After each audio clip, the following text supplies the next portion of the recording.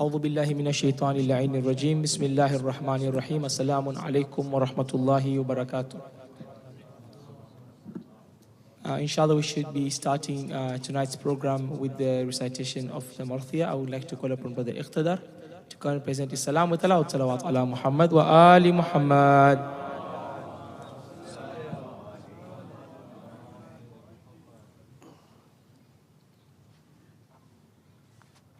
السلام علیکم.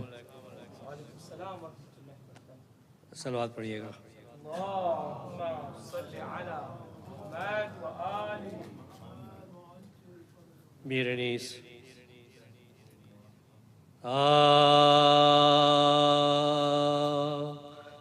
جب طوق سلاسل میں مسلسل ہوئے آبے خب مثل ہلال شب ازل ہوئے آبے اس شکل سے راہ سنا مقتل ہوئے آبے آدھا تو چڑھے گھوڑوں پر پیدل چلے آبے رانوں میں تو ببوسیے سجاد کا غل تھا رانوں میں تو محبوسیے سجاد کا غل تھا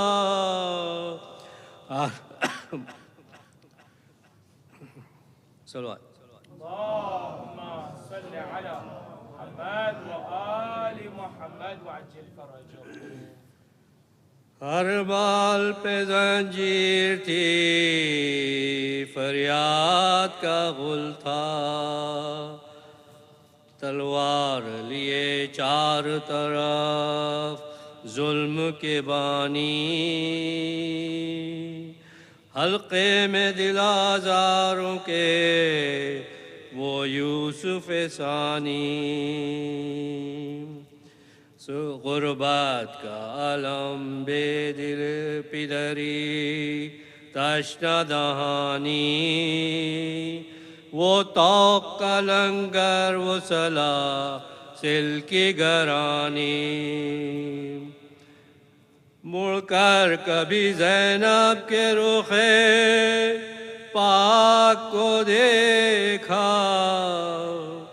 مڑ کر کبھی زینب کے رخ پاک کو دیکھا بیڑی کبھی دیکھی کبھی افلاک کو دیکھا بیڑی کبھی دیکھی کبھی افلاک کو دیکھا پھوپھیاں سر ناقہ نظر آتی تھی کھلے سر ہاتھوں سے چھپائے ہوئے منہ روتی تھی مادر بے پردہ تھی ایک رات کی بیاہی ہوئی خواہر چچیاں تھی سنبوں میں بے مقنا و چادر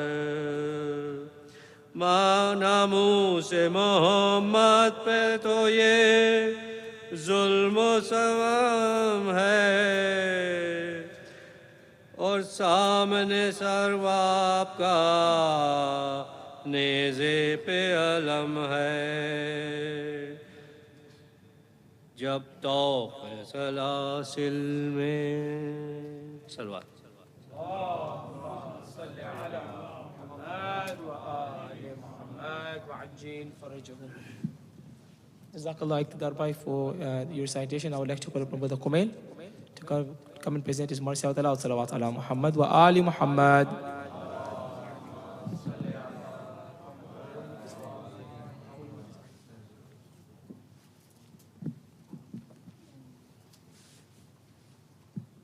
محمد وآل محمد صلوات اللهم صل على محمد.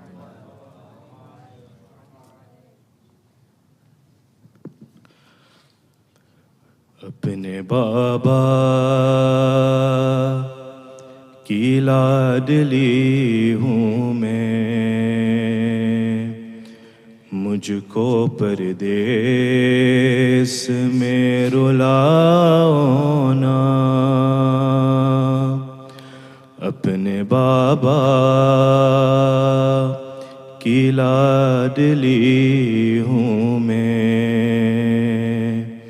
مجھ کو پردیس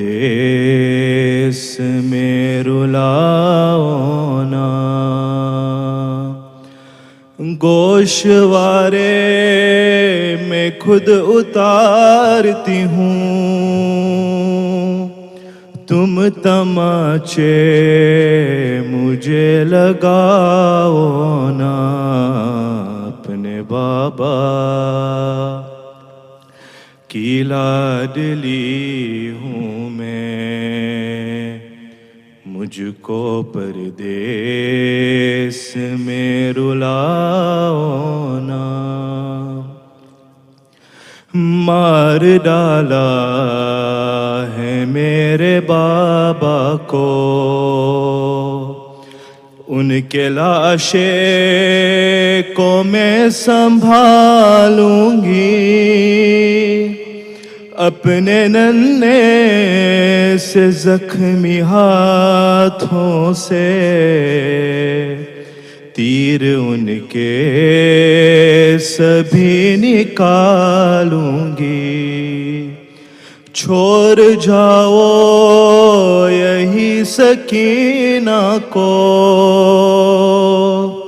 ایسے قیدی مجھے بناؤ نا، اپنے بابا کی لاڈلی ہوں میں، مجھ کو پردیس میں رلاؤ نا،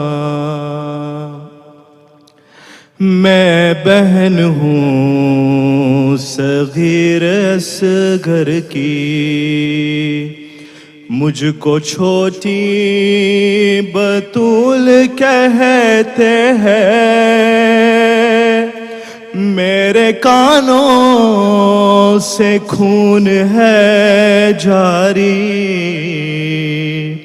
دیکھ آنسو بھی میرے بہتے ہیں، 3 دن سے بہت پیاسی ہوں،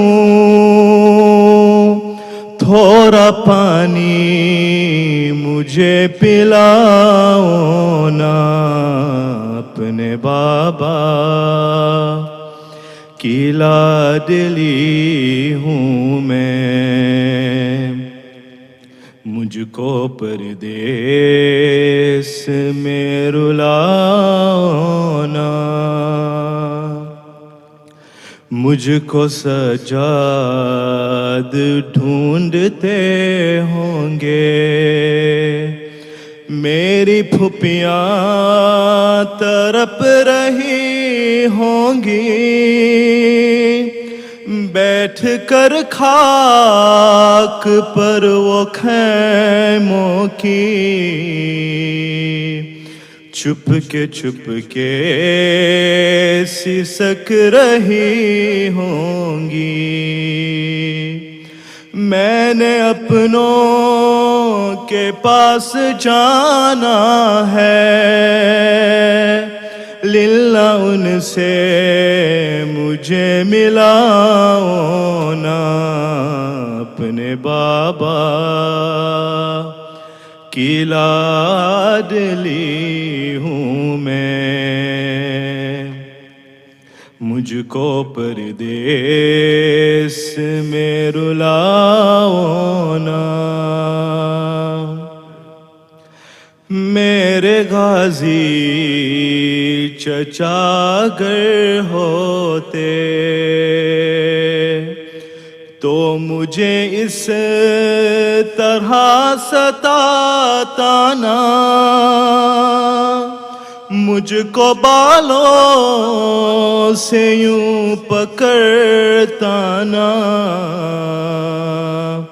خون کانوں سے یوں بہاتا نا، بے رحم چھوڑ میرے بالوں کو، ایک یتیمہ پہ ظلم ڈھاؤ نا، اپنے بابا کی لاڈلی ہوں میں، مجھ کو پردیس میں رلاؤ نا، اپنے بابا کی لاڈلی ہوں میں، مجھ کو پردیس میں رلاؤ نا۔ محمد وآل محمد صلوات۔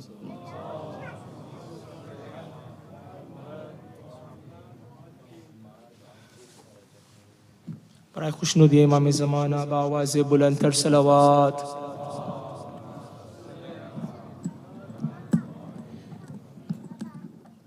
It is after Shami Ghariba, the caravan of Abu Abdullah were taken to the streets of Kufa and Sham. Inshallah, I should be reciting the Marthiyah where Sayyida Zainab, as she is taken towards Kufa and Sham, she calls out to her brother Abul Fadl al-Abbas, Muhammad wa Ali Muhammad salawat.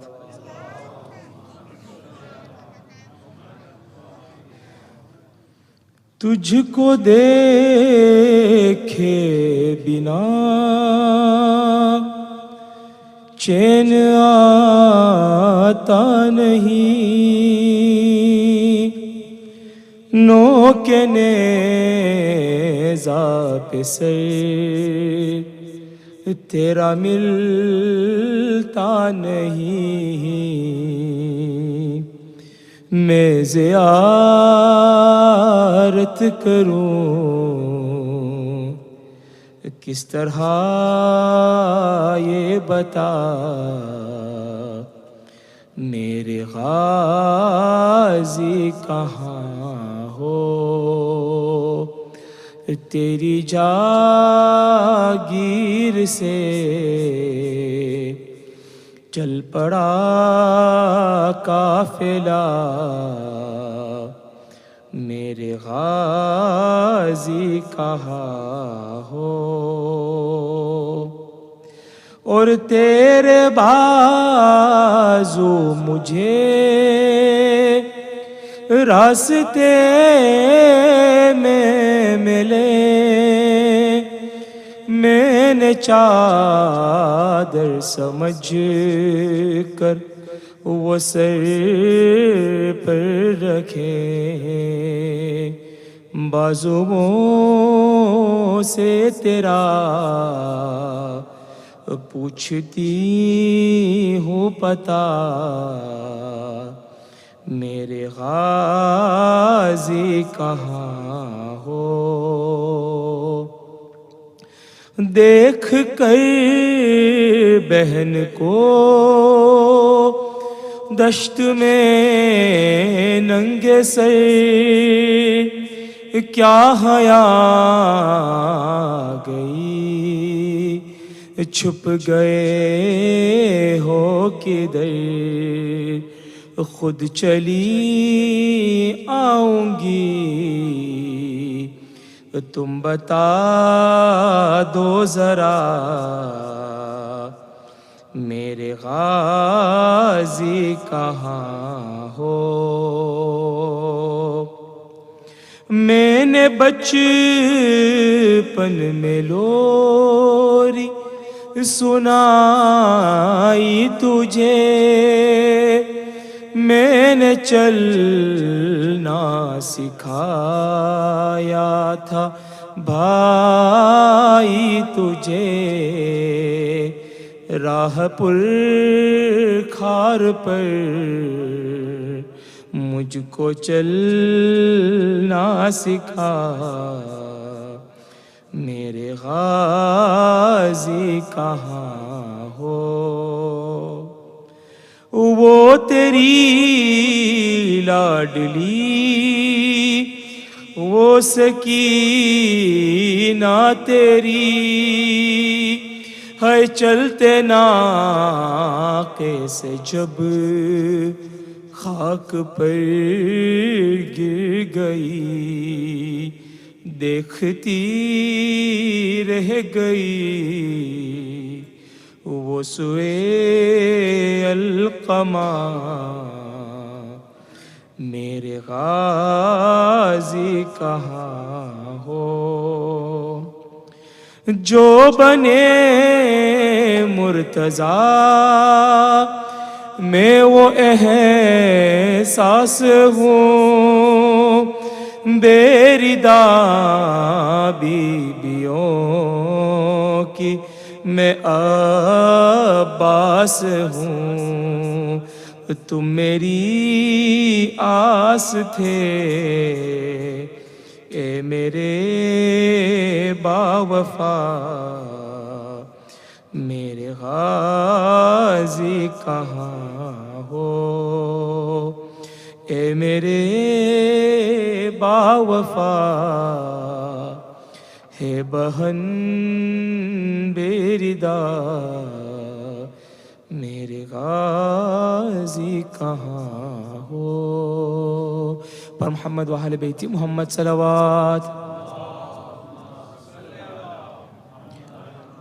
Inshallah, without further ado, I would like to request our respected Maulana Sayyid Muhammad Rizvi to come and present his lecture with aloud salawat ala Muhammad wa ali Muhammad. Nare takbir, nare risalat, nare haydari, haydari, haydari, Muhammad wa ahl bayt Muhammad salawat. Allahumma salli ala Muhammad wa ali Muhammad wa ajil farajah. برائے خوشنودی امام زمانہ بآواز بلند تر صلوات.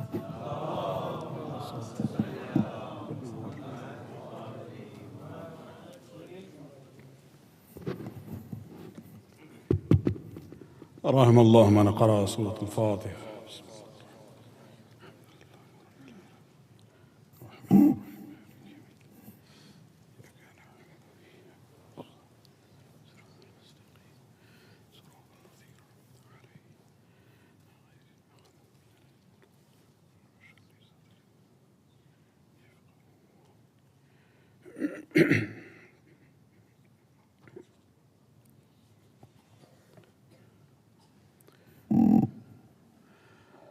أعوذ بالله من الشيطان اللعين الرجيم.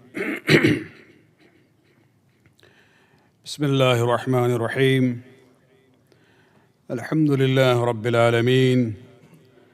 الحمد لله الذي لا يبلغ مدحته القائلون ولا يحصي نعماه العادون ولا يؤدي حقه المجتهدون الذي بعد فلا يرى وقرب فشهد النجوى تبارك وتعالى والصلاة والسلام على سيد الأنبياء وخاتم المرسلين وشفيع المذنبين سيدنا ونبينا بالقاسم محمد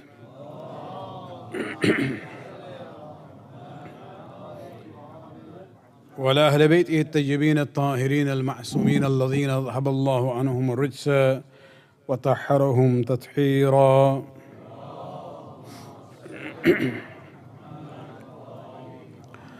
بلانة دائمة الباقية لأعدائهم ومنكر فضائلهم وغاصب حقوقهم من الآن إلى قيام يوم الدين. أما بعد فقد قال الله سبحانه وتعالى في كتابه الكريم إن الله اصطفى آدم ونوحا وآل إبراهيم وآل عمران على العالمين. صلوات الله.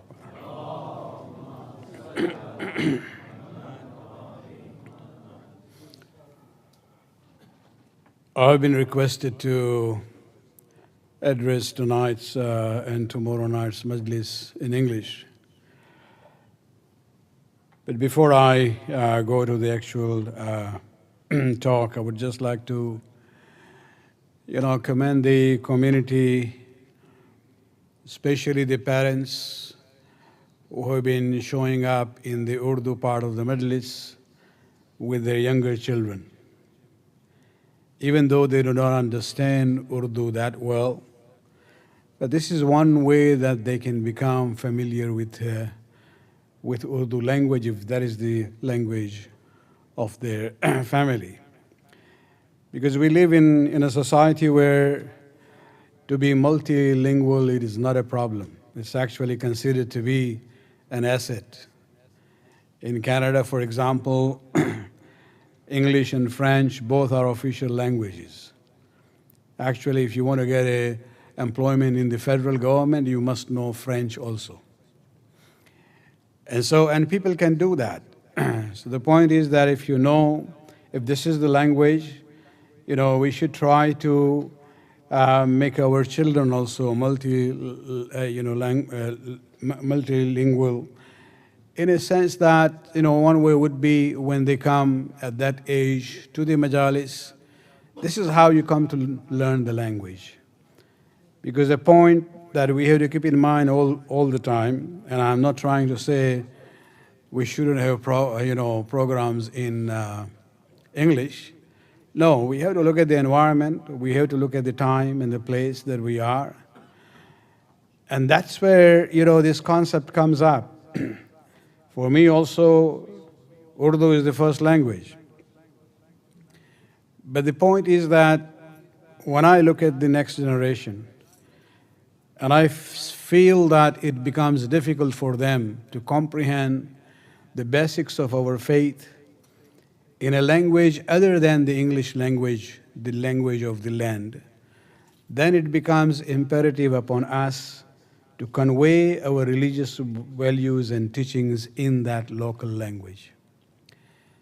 Because essentially, language is not the end, it is a means to something else. And that means is actually preserving the faith and deen and mazhab. Whether you do it in Urdu, or Gujarati, or Farsi, or Urdu, or English, or Spanish, these are all means.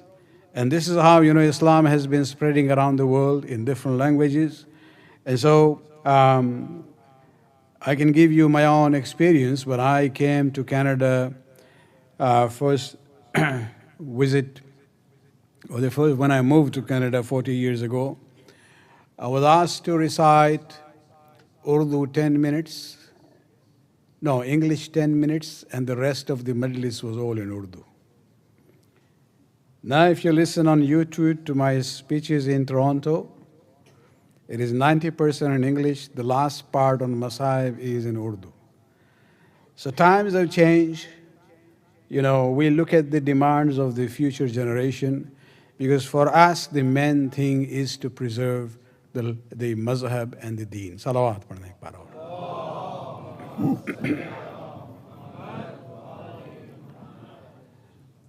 If I may add one more, dimension to this discussion about language, people who are the Sadat in subcontinent, in India and Pakistan, their ancestors actually came from Iran via Afghanistan, going all the way to Kashmir and then going down south. Whether they end up in Punjab or in Delhi or go further, this is about, 400 years. What do you see now among the Sadat? They don't know Farsi. Not only that they don't know Farsi, if you give them this Irani food without mirch and masala, they wouldn't even like that.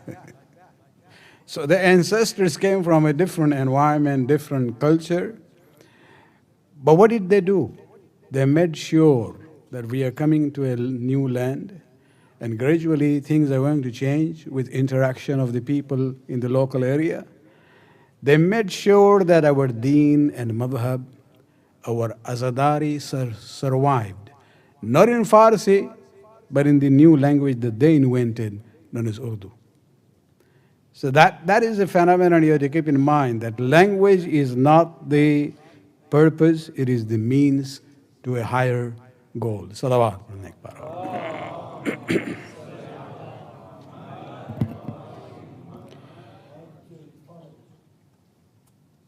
The The theme that I've been talking about in these majalis has been about the family life from the Islamic perspective. And we started our discussion about importance of family life in Islam, going on to the issue of different types of family systems, importance of parents during the old age, coming on to the phenomenon of marriage as the basis of family, and the sukoon, peace and tranquility that Allah subhanahu wa ta'ala has guaranteed for married couple in Surah Al-Rum. And then, there he talks about the issue of mawaddat and rahmah, mercy and, love towards one another. And we focused on these two phenomenon, the feelings that Allah has created among the spouses. And this is actually the gift of Allah subhanahu wa ta'ala to every marriage. And it is for them to, strengthen it, preserve it, and enrich that. We moved on to the example of Surah Al-Tahrim, which is the surah which deals with family life, especially the challenges, the example of three Anbiya and their challenges with their wives, and also the example of Asiya bint Muzahim, who became a mu'mina by accepting the message of Musa alayhi salam, and the challenges that she faced from Fir'aun. Moving on to the topic of, tarbiyat of the children, the, upbringing of the children.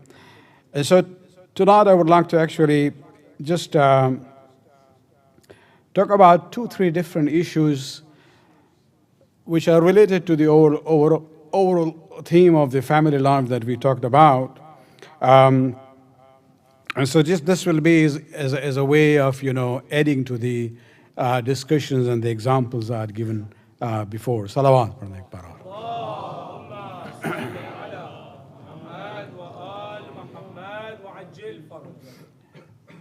One of the issues, and basically, these are the questions which come up in the mind and how people, would like to know more about it, that when it comes to the issue of maintenance and providing for the family, whose responsibility is there? You see, there is an idea among those who are known as the reformists among the Muslims. They say all these methods mentioned in the Quran and the seerah of the Prophet and the Imams are all, outdated. And we need to look at the capacity of earning. So whoever is earning or earning more from the two spouses, that is the person responsible to provide for the family. This is there they are. They would like to change, what is the Islamic perspective on this issue. We have to realize that, these ahkam, especially when they come in the Quran, these are not bound by space and time. It might manifest sometimes in one way or another, but what is haqq and what is farz, it is there, fixed. And when it comes to the issue of, providing for the family, when we talk about what is known as nano nafaqah, maintaining the family, fulfilling the basic needs of the family, here, since the husband has been made the head of the family, the responsibility of providing for the family lies on the head of the family. There is no, second opinion on this issue. And this is where we come to the, situation, these days, in many families, especially in the western part of the world, husband and wife work together. So what do? We have to realize even if both couple work and earn, whether outside or from home, the responsibility doesn't change. You don't look at the capacity and they say, now the husband is no more responsible in this family and it is the wife. No. The husband would still be responsible for it, even though both of them are working. And when it comes to the earnings of the wife, it is her property. The husband cannot say that, you should bring it to me. It is her property, but of course it doesn't work that way, and I hope ladies don't look at this as an idea. I'm just talking about, the normal way that we see, and it is very okay, is that they pull the money together. It goes in the same kitty, and the family is maintained in that way. And there is no, what we call qabahat or dislike from the Shari'i point of view regarding the husband, that why are you, allowing the wife also to contribute. No, that there is no problem there at all. The only thing I would say is that whatever she is contributing as far as maintaining their family life is concerned, that has to be, appreciated. And we talked about the issue of appreciation in different contexts. And Allah subhanahu wa ta'ala, when He talks about, the positions that He has given in the family life, the responsibility and the rights, He says, unlike the modern thinking there, the whole women's movement actually emerged as a opposition to men.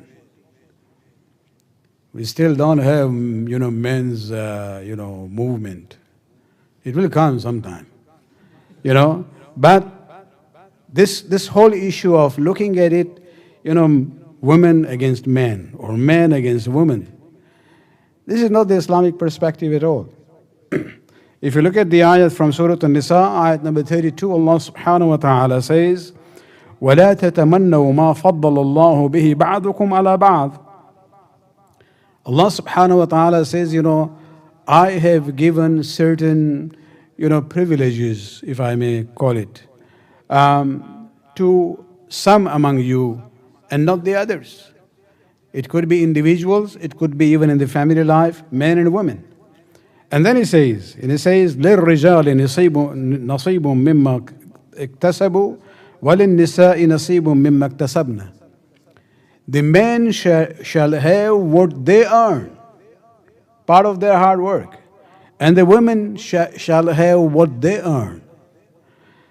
وَاسْأَلُوا. So do not compete against one another. وَاسْأَلُوا اللَّهَ مَنْ فَضْلِهِ.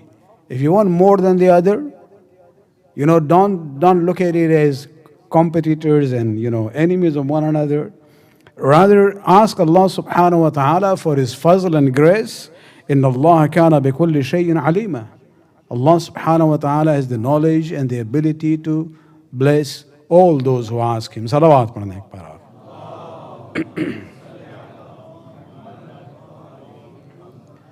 And irrespective of this issue, whether husband and wife both work and earn or not, we already looked at the example in the form of Bibi Fatima and Amir al-Mu'minin alayhim as-salatu was-salam. Salawat padhne ek baar. That irrespective of who is earning, to help one another, especially when they are going through difficulties, and even to help in home chores for the husbands. This whole qasida that we have, the praise of Ahlul Bayt in Surah Al-Dahr and Surah Al-Insan that we looked at it in details, where they fasted for 3 days and gave away their bread. That bread came from the earning of whom? Not from Ali. It came from Fatima Zahra. And so there is no animosity between the two. It depends on the circumstances, and they should be helping one another. I think one of the problems that we have especially for Muslims who have come to the western part of the world, is the language used in the West. Salawat padhne ek baar.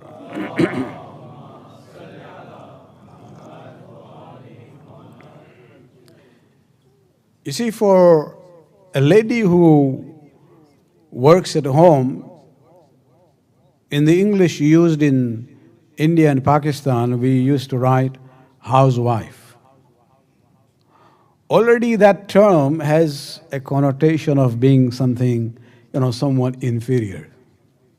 So the husband is earning and the wife is just sitting at home. And now we come to the West and we hear the term, career woman. So those who have chosen, I'm emphasizing on this point. I'm not even talking those who are forced because of the circumstances. Even those who have the ability to work and continue their career outside, if they choose once they have children, that I don't want to go and continue my career, I want to be at home to take care of my family and my children. This choice is basically looked down negatively. And this is where we have to realize that, we have to appreciate the contribution of the women, especially what they do as far as staying at home is concerned. Because this entire concept of motherhood has been devalued in the Western society. As if to be mother is becoming a, negative thing. And this is where we have to realize that when it comes to the contribution of the wife, and I talked about it in one of the Majlis a little bit more in detail, that if you would like to look at it from the worldly point of view, you can actually put dollar value to the contribution of the housewife, what she's doing. And if you really want to look at it that way, keeping the house clean, cooking, serving the food, laundry, taking care of the children, even, helping them in homework and studies. When they are not feeling well, taking care of them. All these issues, if you were forced because your wife also was working outside, you would have to pay somebody to do all that. Only then you will come to realize, okay, I have been thinking and taking this as for granted, but there is, even from the worldly point of view, dollar value to the contribution of the ladies whom we call, housewife or homemaker. That is a more polite term here in the West. They don't use the word housewife, and I say, I think we should even change the terminology. If your wife doesn't work and somebody asks, what does she do? Say, well, she is the family manager or home economist. That's what she does, actually. Just give her, change the language so that you come to appreciate the contribution of the wife who choose not to go and work outside. Salawat padhne ek baar.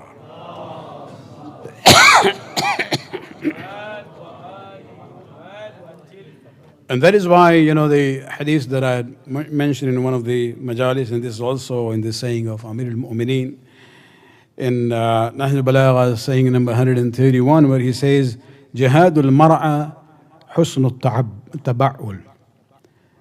That the jihad for a woman is actually to have, a good relationship with the husband and taking care of the family.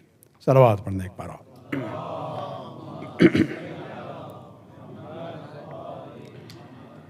There was a lady by the name of Asma bint Yazid al-Ansariya from Ansar in Medina.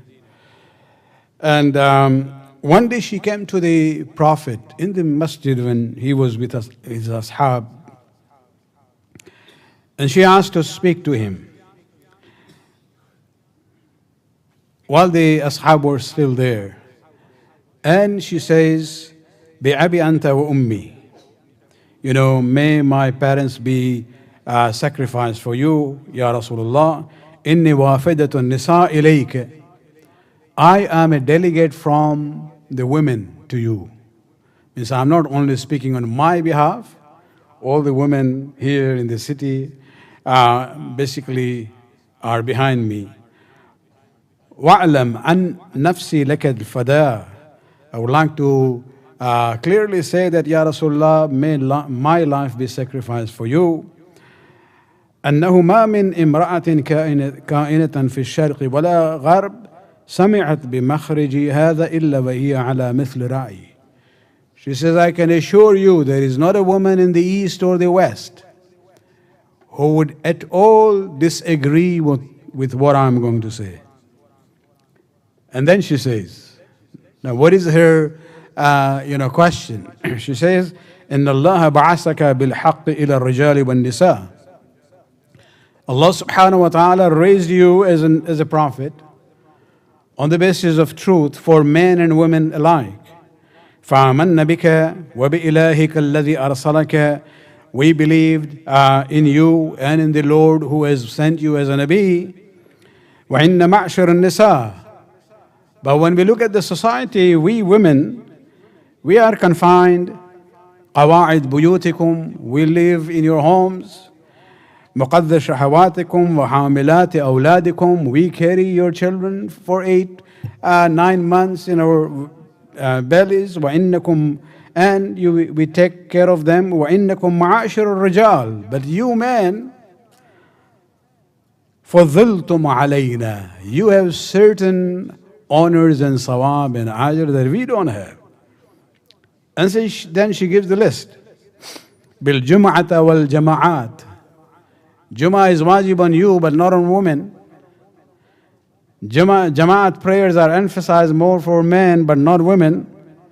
Ayadatul maris, to go and visit a person who is not feeling well, is recommended more for men and not women. Shuhudul janaiz, to participate in the funeral ceremony. Wal hajj ba'd al hajj, and mashallah, you men go for hajj 1 year after another year. وَأَفْضَلُ مِنْ ذَلِكَ, and even above all this, al-jihad fi sabilillah. You have the duty to go and fight for the sake of Allah subhanahu wa ta'ala. We have been exempted from that honor. وَإِنَّ الرَّجُلَ مِنْكُمْ إِذَا خَرَجَ حَاجًّا أَوْ مُعْتَمِرًا أَوْ مُرَابِطًا.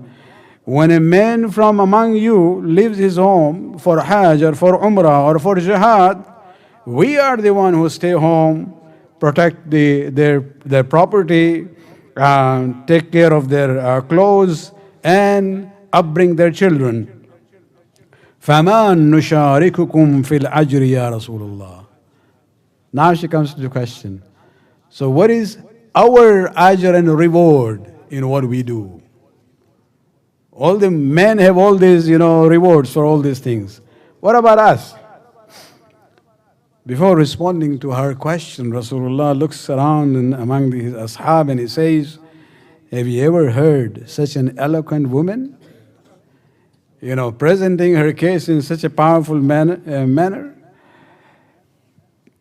And then he turns to the lady and he says, انصرفي أيها المرأة وَعْلَمِي مِنْ خَلْفِكِ مِنَ النِّسَاءِ. Go and let all the women who are behind you, let them know أن حسن تبعل إحداكم لزوجها وطلبها مرضاته واتباعها موافقته يعدل ذلك كله. All the rewards that you have talked about the man, when a wife maintains her family life in a good way with the husband and family, it is equal to all the things that the men do. Salawat.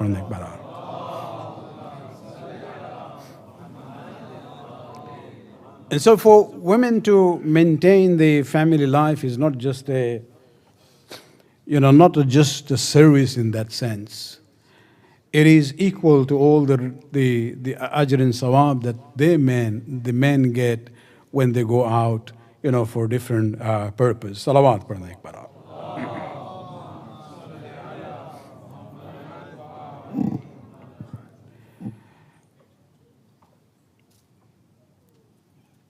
Let me just add one more point here.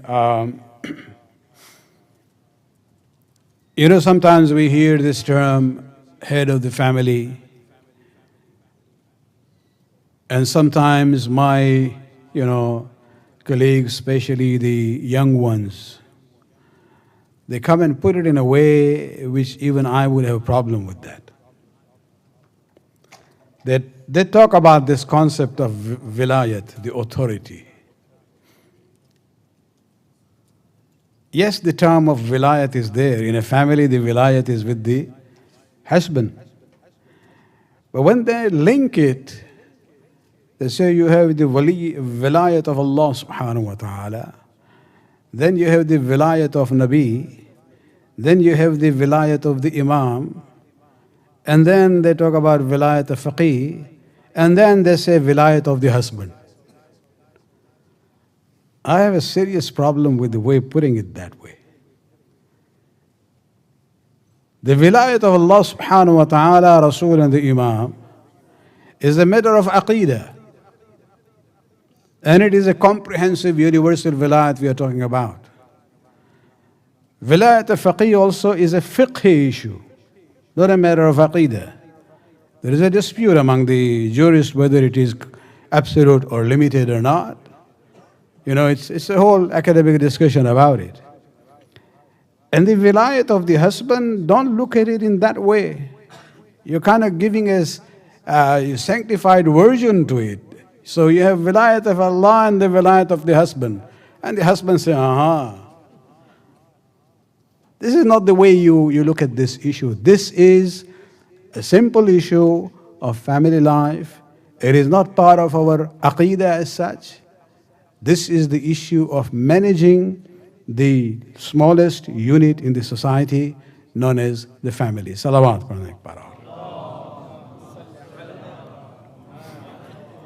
In the very first election after the downfall of Saddam in Iraq, let me just give you an example of, the vilayat of the husband over the wife is limited to only two issues.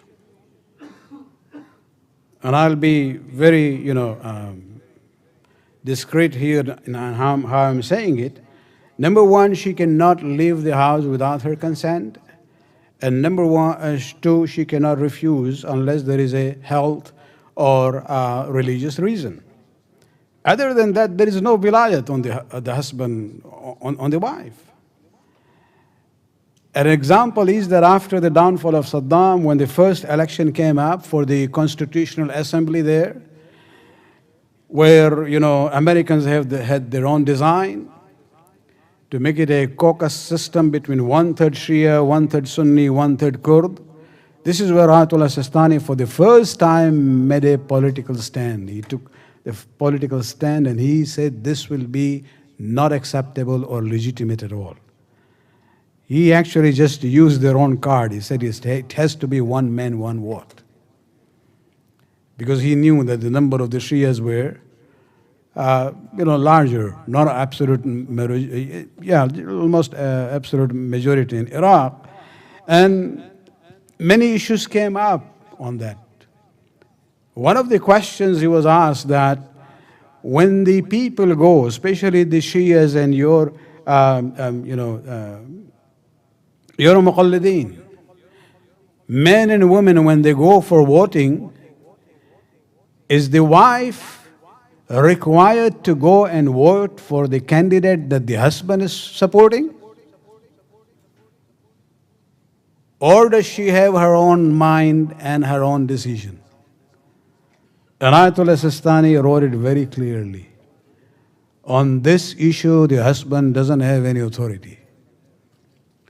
The husband can be voting for one candidate, but if the wife considers another one to be more trustworthy, one more competent, she can give the vote to somebody else. Not only that, when it comes to the issue of taqleed, does the wife has to do the taqleed of the same marja that the husband is doing? No. Although you might end up having Eids on 2 days, but at least you get biryani 2 days. But these are fiqh, religious issues. That she has her own identity, personality, as a person who can think and make decisions on these religious matters which are affecting herself. Salawat.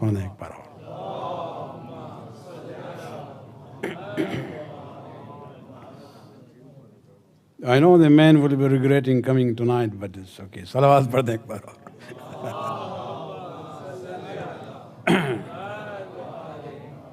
One more issue which I've been emphasizing quite a lot, that Islam gives preference to household being separate, provided it is based on silatur rahim, that maintaining of the ties.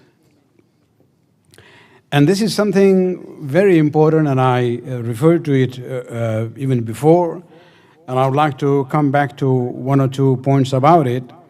That when we talk about silatur rahim, maintaining the ties, one of the ways of doing that, because when I got a question from, and this is a common question, I hear about it, that Maulana, I try to have good relations with my relatives, some of them, and because of past history or whatever happened in the generation before, I don't get good response. Well, if you're not getting good response, at least, try to do the minimum. If you see them, do salam, ask them how they are doing.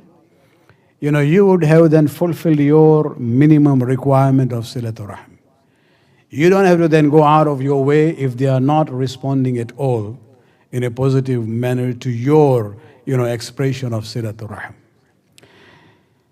One more issue about silatur rahim is that it is very much tied with the issue of sadaqah and khairat, charity that we give.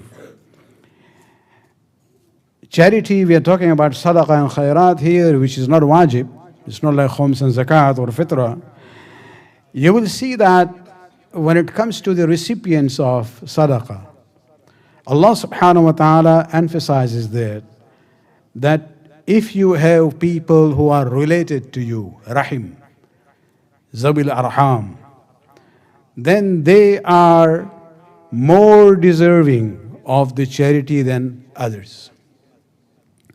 In Surah Baqarah, for example, when Allah subhanahu wa ta'ala talks about, not worshipping anyone but Allah and being kind to the parents, and then immediately He says, kindness towards the relatives and the orphans and the poor. That same issue has been repeated, different places. Surah Baqarah again, ayat 77, where Allah subhanahu wa ta'ala summarizes Islamic values and teachings, where He says righteousness is not turning to the right or the left. Righteousness is actually believing in Allah and the last day and Malaika and the book and the Anbiya, وَعَاتَ الْمَالَ عَلَى حُبِّهِ ذَوِي الْقُرْبَى, and to give your wealth out of your own will, so not as a wajib. We're talking about sadaqah. You give your wealth ala hubbihi, for the sake of Allah subhanahu wa ta'ala, to zawil qurba wal yatama wal masakin. The relatives come first if they are deserving of your monetary help. Not only that, even when it comes to the issue of writing your will, Islam has very specific rulings about who are your heirs. So, for example, if you have parents and children, your siblings don't come into picture. They don't get any share from it. But there is another provision we have in the Sharia, that you are allowed to use up to 1/3 of your estate. And you can write it down to anyone whom you want. Maximum 1/3. And so Allah subhanahu wa ta'ala, when He talks about that concept of 1/3 wasiyyat, He says, remember your parents and your relatives in the matter of inheritance, when it comes to the 1/3. Although the parents already have a fixed share, but even then Allah says, if you realize they need more, you can use that, exercise your right of 1/3 and give them more. And wal aqrabin, those who are closer to you in relationship. Salawat padne para.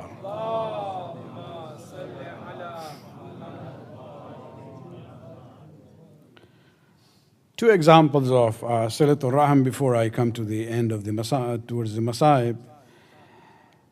Again, an example from the life of Amir al-Mu'mineen and Bibi Fatima al-Zahra salawatullah alayha.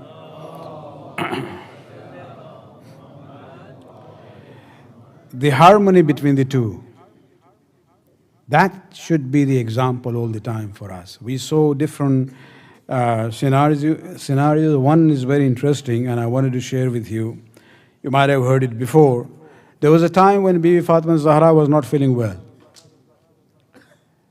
Whether this is during the pregnancy or not, we don't know. There's no context to that illness. So Amir al-Mu'minin asked her, Ya Fatima, ma yuridu qalbaka min halawati ad-dunya.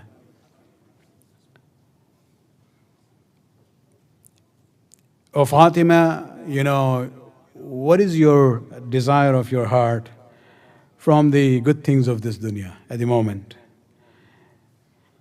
And Bibi Fatima Zahra says, Ya Ali, ashtahi rummanan. I have this desire to eat anar, pomegranate. It's amazing that Ali asked the question, but he didn't have the money to buy anything. And this is where we come to realize those who are at the higher level, Allah subhanahu wa ta'ala tests them in different ways. And so what does Amir al-Mu'minin do? He goes first and gets a dirham on loan, and then he bought one anar, one pomegranate. On the way back, he saw a beggar. He couldn't just pass by. He stopped. And he asked the beggar, what do you wish? And he says, it has been 5 days. People have been passing by and nobody stopped. You're the first person to stop. I have the desire to eat pomegranate. It's imtihan, balai imtihan. So what does Ali do? He can't ignore that. He sat down, broke open the anar, started feeding this person. And now he returns home feeling disappointed. What do I do? As soon as he enters inside, Fatima Zahra salawatullah alayha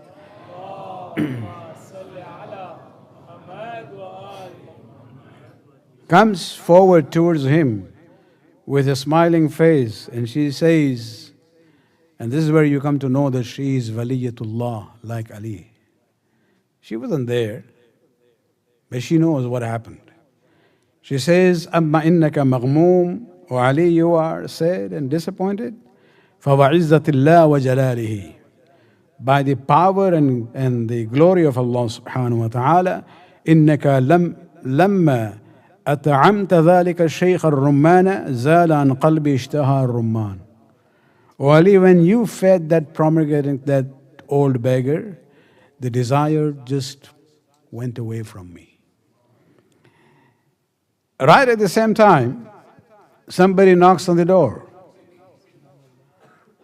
And Ali goes, Salman comes with a sini, a plate, covered with a cloth. And Ali asked him, Mimman hadha Salman? Who sent this? And he says, Min Allah ila Rasul, wa min al-Rasul ilayka. This has come from Allah subhanahu wa ta'ala to the Rasul, and from the Rasul to you. So when Ali removed the cloth, he saw there were 9 anar in that tray. Ali counted, there were 9. He looks at Salman. Salman, لو كان هذا لي لكان عشرا. If Allah sent it to me, He would be sending 10 anars, not 9. Because the ayat of Quran says, if you come with one good deed, Allah will reward you 10 times. Now remember, Salman and Ali are friends, so don't argue on this issue that how can it be. This is where Salman took the last one from his pocket and put it in the tray. Salawat from the Akbar.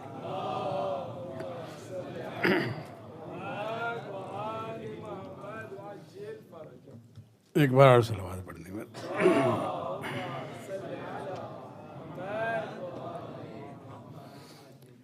So this, closeness in the family life, Allah subhanahu wa ta'ala helps. Next time you have a situation of challenge in that way, and if you do silat al-rahim, think about it. You will see definitely Allah subhanahu wa ta'ala will respond to you in this dunya. Akhirat is there. But you will have to sometimes, identify that these are the situations that Allah subhanahu wa ta'ala is responding to me. One example of Silatul Rahim is between Imam Hasan alayhi salam and his brother Muhammad Hanafiya.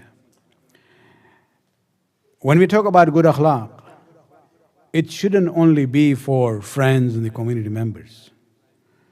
The demand and the farz of akhlaq also begins from home with family members. Muhammad Hanafiya was a brother from a different mother, and obviously he was younger than Imam Hasan alayhi salam. One day somehow Muhammad Hanafiya, had a verbal argument with Imam Hasan alayhi salam, became upset, and he parted from the Imam at the time with bitterness. But then he realized his mistake. Yet he did not want to go to the Imam. So what does he do? See, this is the issue. Sometimes even when you want to ask forgiveness, there is a way of asking forgiveness. He wrote a note and sent it with a messenger. And the note is very interesting. He says, أَمَّا بَعْدْ فَإِنَّ لَكَ شَرَفًا لَا أَبْلُغُهُ. Oh my brother, you have an honor that I cannot reach to that. وَفَضْلًا لَا أَدْرُكُهُ. And you have this fadilat and excellence which I cannot attain. أبونا علي لا أفضلك فيه ولا تفضلني. Our father is Sam. So you don't have a preference on this matter of being, our father, nor I on you. We are on the same level. But there is a difference. He says, وَأُمِّي إِمْرَأَةٌ مِّن بَنِي حَنِيفَةٍ. But my mother is a simple woman from the tribe of Bani Hanifa. وَأُمُّكَ فَاطِمَةٌ بِنْتَ رَسُولِ اللَّهِ. But your mother is the daughter of Rasulullah. And so you have this, وَلَوْ كَانَ مُلِعَ الْأَرْضُ النِّسَاءَ مِثْلَ أُمِّي مَا وَافِينَ بِأُمِّكَ. Even if the earth is filled with women like my mother, they would not be ever equal to Fatima Zahra.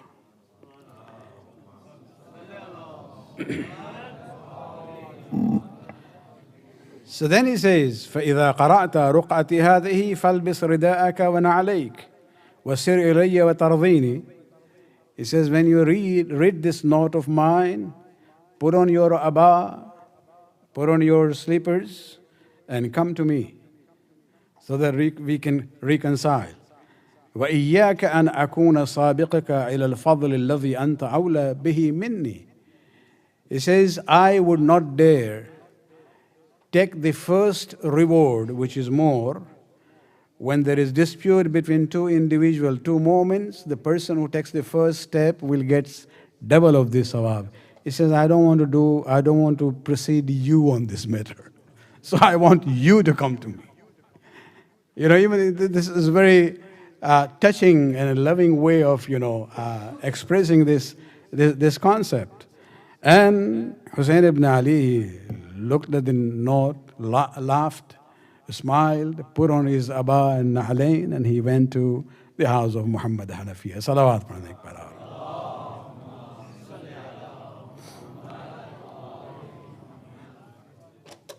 And so when we talk about Silat al-Rahim, even the entire tragedy of Karbala is based on that concept of Silat al-Rahim.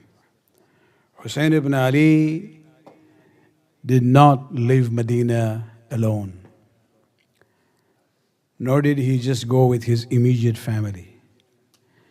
The entire family was with him from the very beginning. It's only Umar and Muhammad who joined later on in Mecca. Otherwise, Bibi Zainab, when it came to all other brothers, other than Muhammad Hanafiya, he was asked by the Imam to stay back in Medina. And this is where we see that all of them, moved together as a family. And this is where we come to realize we believe in a holy family. Our deen and madhab is based on that. And the tragedy that we mourn every year is a tragedy where the entire family supported one another. On the eve of Ashura, it was not only the Ashab, but even from Banu Hashim, Abbas was the first one. When Imam said, I lift my pledge of allegiance on you, you are free. Nobody will question you in dunya or akhirah about it. Abbas was the first one. He said, why would we even live after you? And we see this continuing in that way. The day of Ashura came, the men gave their shahadat. The women suffered in the way we talked about it last night. And they were witness to the atrocities which happened with the body of Abu Abdullah al-Hussein. This is where I was saying that all the Islamic and human values were trampled by the Yazidi forces on the day of Ashura in Karbala. There is nothing worse which could have happened. Imam Hussain alayhi salam didn't want us to forget this tragedy.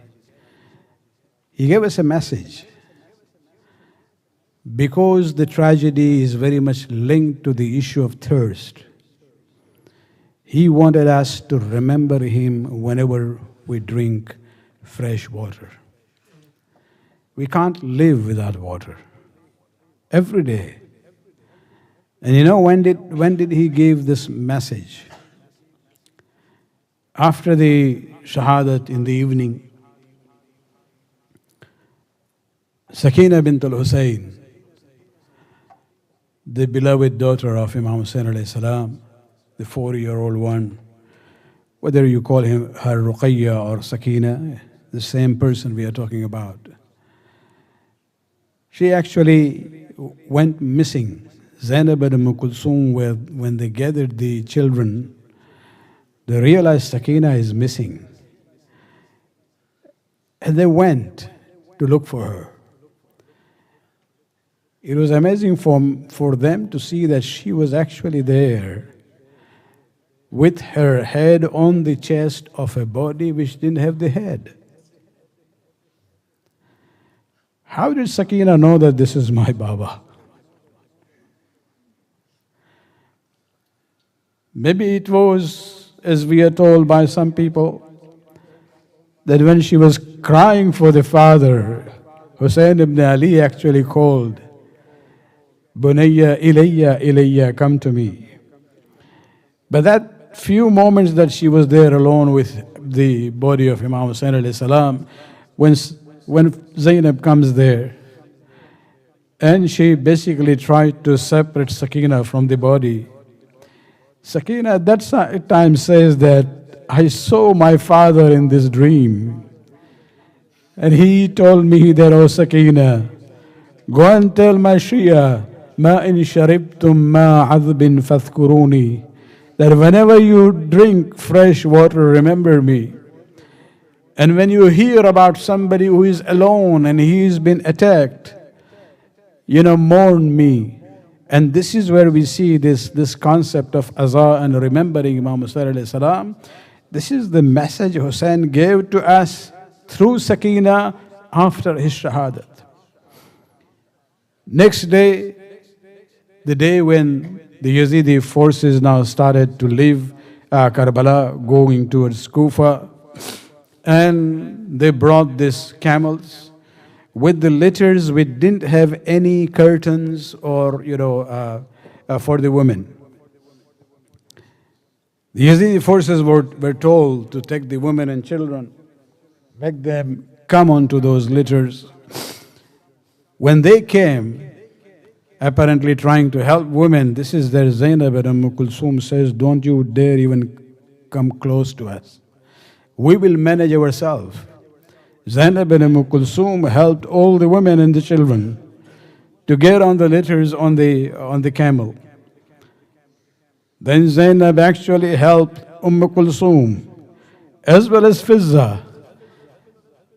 But at the end, when she looked around, there was no one else. She must have remembered the moment she was leaving Medina, where Abbas was there, to help her to get on the camel. And it wouldn't be a wonder if we think about it, that she must have looked at the nahar of the stream of Al-Qama, and she would have asked Abbas, where are you? Zainab is alone today in Karbala. عزاداران حسین جب یہ قافلہ تیار ہو گیا، یزیدی لشکر نے ان سواریوں کو شہداء کی لاش جہاں تھی وہاں سے گزارا ہے. جب بیویوں کی نظر جاتی ہے وہ گرا دیتی ہیں اپنے کو زمین پہ. ہر بیوی جو ہے اپنے والی کے پاس لاش کے پاس بیٹھ کے رو رہی تھی. جناب زینب بھی حسین کے لاش کے پاس رو رہی تھی. لیکن کربلا میں عجیب منظر ہم نے دیکھا ہے. عام طور سے لیڈیز جو ہیں وہ زیادہ ایموشنل ہوتی ہیں، مین ہیں دے ذرا کنٹرول کرتے ہیں اپنے فیلنگز اور ایموشنز اور جذبات پر. لیکن کربلا میں ہم نے کچھ اور دیکھا ہے. جناب زینب روتے روتے ایک مرتبہ نظر اوپر جاتی ہے اس اونٹ پہ جس پر امام زین العابدین کو ایک لحاظ سے جکڑا گیا تھا. جب دیکھتی ہیں تو امام سجاد کا چہرہ جو ہے اس کا رنگ بدل رہا تھا. پوچھتی ہیں بیٹا یہ کیفیت کیا ہوئی؟ What is happening to you, or Sajjad, or my son? It shouldn't be that this earth becomes without hujjat of Allah subhanahu wa ta'ala. And this is where Sajjad says, oh aunt, why shouldn't I feel like this? I am young and alive, but I'm living my father's body, the body of my uncles and brothers and relatives, without any kafan and without any burial in the plains of Karbala. Lanatullahi ala al-qawmi al-zalimin. سَيَعْلَمُ الَّذِينَ ظَلَمُوا أَيَّ مُنْقَلِبٍ يَنْقَلِبُونَ. خداوند اس قلب قبول فرما، ہمارے گناہوں کو معاف فرما، ہمارے توفیقات میں اضافہ فرما، ہمیں توفیق دے کہ صحیح معنی میں ہم مذہب تشیع کو صحیح طریقے سے سیکھ سکیں اور اس پر عامل رہیں. خداوند اس دیار میں ہمیں توفیق دے کہ ہم اپنے بچوں کی صحیح تربیت کر سکیں تاکہ ولایت اہل بیت کو جاری رکھا جائے بعد والی نسل میں. خداوند عالم اسلام میں صلح اور امن کی فضا پیدا کر، خصوصاً غزہ کے مسلمان جو ہیں ان پر اپنی رحمت شامل کر. خداوند جو تکفیری افواج ہیں جیسے مسقط میں امام باڑے پر انہوں نے حملہ کیا ہے، خداوند ان کی تمام صلاحیتوں کو نیست و نابود فرما، امام کے ظہور میں تاجر فرما. ربنا تقبل منا انک انت السمیع العلیم.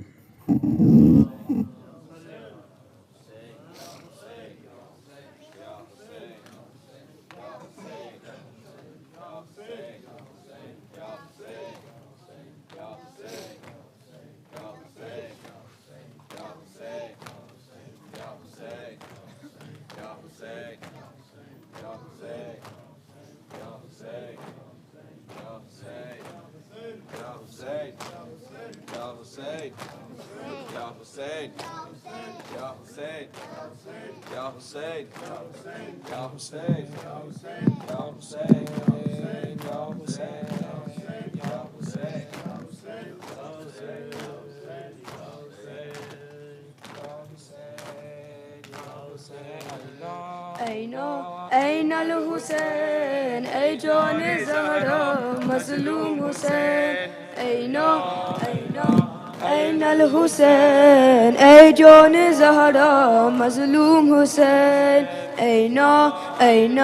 أين الحسين أي جون زهرا مظلوم حسين. اے لال میرا بتاؤ کہاں جنت سے آئی ہوں سن لو فقا زہرا کی کربل میں نوحہ کنا شدت سے کرتی تھی غم کو بیاں ماں کو دکھاتے چہرہ حسین اے جان زہرا مظلوم حسین این الحسین اے جان زہرا مظلوم حسین اینا اے جان زہرا مظلوم سوچا نہ تھا ایسا ہوگا کبھی بے مک نہ رہ جائے زینب میری کس جرم کی ہے سزا مل گئی قیدی بنے آج بنت علی دشمن نہ سمجھے گا رتبہ حسین اے جان زہرا مظلوم حسین این الحسین مظلوم حسین این الحسین اے جان زہرا مظلوم حسین قاسم نہیں میرا اکبر نہیں اونو محمد وہ اصغر نہیں لاشیں ہے بکری مگر سر نہیں سر پر سکینہ کی چادر نہیں حالت گیا تیرا کنبہ حسین اے جان زہرا مظلوم حسین این الحسین مظلوم حسین این الحسین اے جان زہرا مظلوم حسین سینے پہ سونے کی عادی تھی وہ اب خاک پر کیسے سوئے گی وہ شام غریبہ سے خائف تھی وہ یہ کہ مقتل کو جاتی تھی وہ بستر ہے بابا کا سینہ حسین اے جان زہرا حسین این الحسین اے جان زہرا مظلوم حسین این الحسین اے جان زہرا مظلوم حسین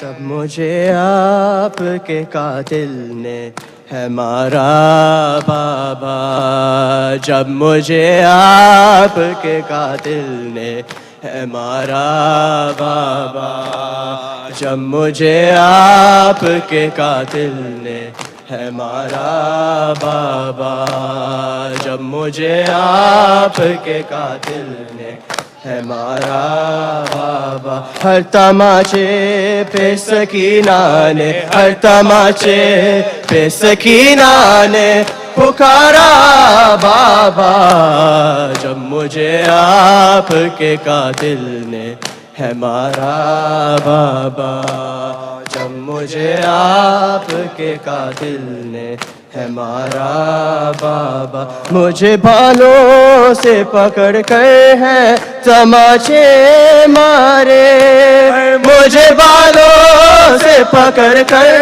ہے تماچے مارے میں نے سر شمنے سے مانگا جو تمہارا بابا جب مجھے آپ کے قاتل نے ہے مارا بابا جب مجھے آپ کے قاتل نے ہے مارا بابا وہ جو در آپ نے تحفے میں مجھے بخشے تھے وہ جو در آپ نے تحفے میں مجھے بخشے تھے ان کو بے درد سے ظالم نے اتارا بابا جب مجھے آپ کے قاتل نے ہے مارا بابا جب مجھے آپ کے قاتل نے ہے مارا بابا آپ کے سینے پہ آرام سے سونے والی آپ کے سینے پہ آرام سے سونے والی سو کے اب خاک پر کرتی ہے گزارا بابا جب مجھے آپ کے قاتل نے ہے مارا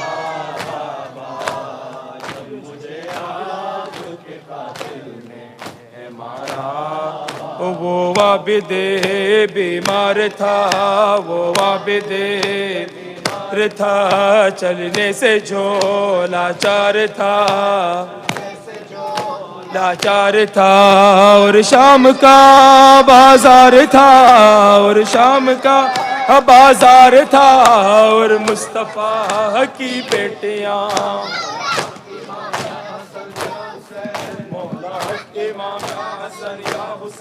مولا امام یا حسن یا حسین، حسین حسین شبیر کی وہ لاڈلی، شبیر کی دلی، ہائے سینے پہ جو شاہ کے پلی کے پلی، جس کی ابا بن میں جلی، جس کی ابا بن میں جلی، منہ پر تماچوں کے نشان، مولا حق امام یا حسین، مولا حق امام حسن یا حسین، مولا حق امام یا حسن یا حسین، حسین یا حسین، شام غریب آ گئی، آ گئی، ہائے عابد کو غیرت آ گئی، عابد کو غیرت آ گئی، پہرے پہ زینب آ گئی، پہرے پہ زینب آ گئی، عباس اور اکبر کہاں، مولا یا حسین، مولا حق امام حسن یا حسین، مولا حق امام یا حسن یا حسین، یا حسین یا حسین یا حسین، محمد و آل محمد صلوات علی محمد و آل محمد وعجل فرجهم. السلام علیکم ابا عبداللہ، السلام علیکم رسول اللہ، السلام علیکم امیر المؤمنین، السلام علیکم فاطمہ الزہراء، السلام علی جدک و ابیک، السلام علی امک و اخیک واولادک المعصومین جميعا ورحمۃ اللہ وبرکاتہ. السلام علیکم صاحب العصر والزمان، السلام علیکم خلیفۃ الرحمن، السلام علیکم امام الانس والجان، اجل اللہ تعالی فرجک وسهل اللہ تعالی زورک مخرجک ورحمۃ اللہ وبرکاتہ. بسم الله الرحمن الرحيم.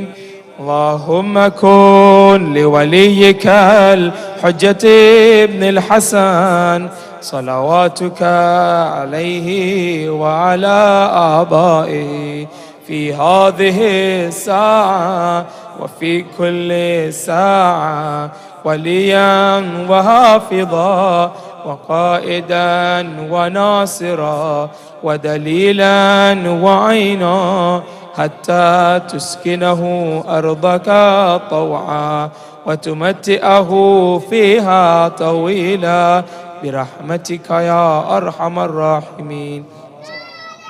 Request for Surah Al-Fatiha for this marhum. Request Surah Al-Fatiha for marhum.